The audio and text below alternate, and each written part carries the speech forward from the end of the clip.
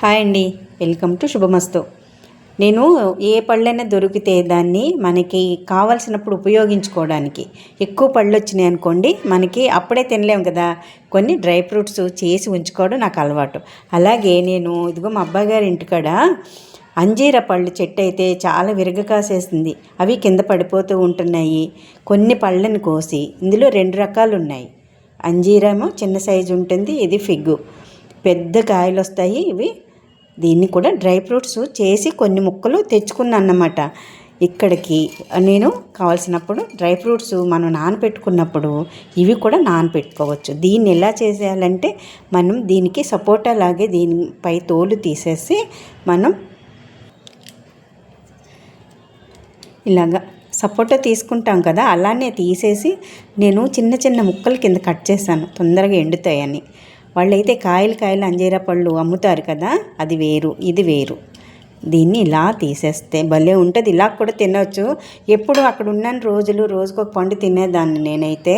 అలా కోసిన తర్వాత ఇంట్లో పెట్టాక ముగ్గుతాయి అన్నమాట. ఇవి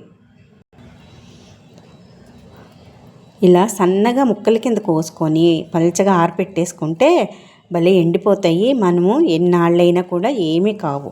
డ్రై ఫ్రూట్స్ అన్నీ నానపెట్టుకుంటాం కదా, వాటిల్లోనే ఇవి కూడా వేసుకోవచ్చు అన్నమాట. సరే, ఎంత బాగుంటుందో ఈ కాయ అయితే. టేస్ట్ కూడా చాలా చాలా బాగుంది. అరుదుగా దొరుకుతాయి. ఇప్పుడు మనం కొనాలంటే మార్కెట్లో చాలా కాస్ట్లీ. ఇది ఎటువంటి మందులు లేకుండా పెరిగిన చెట్టు కదా ఈ కాయలు, అందుకని డ్రై ఫ్రూట్స్ చేసి తెచ్చాను. దీన్ని కూడా మనం ఎలాగా నానపెట్టుకోవాలి, ఏమేమి వేసుకోవాలి అన్నీ కూడా చూద్దాం. ఇంతకుముందు చక్కెరకేళి పళ్ళని కూడా ముక్కలు కోసి ఎండపెట్టాను.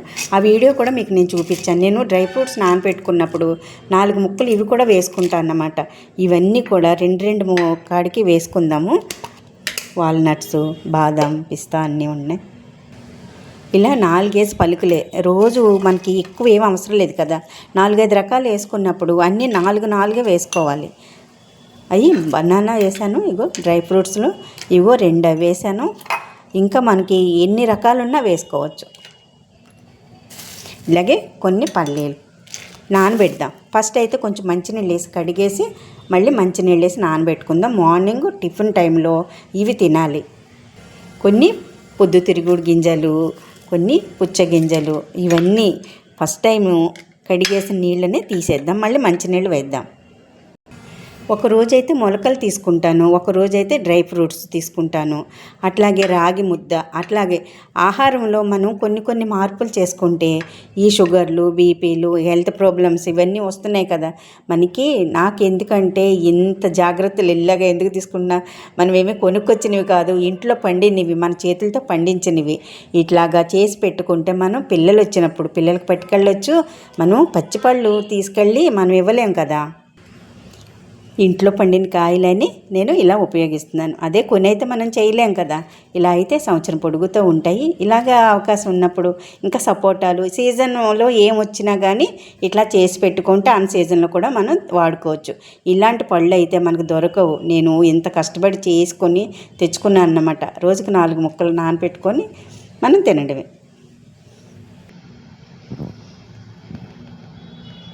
నచ్చిందా వీడియో? నచ్చితే లైక్ చేయండి, అలాగే ఫ్రెండ్స్కి షేర్ చేయండి.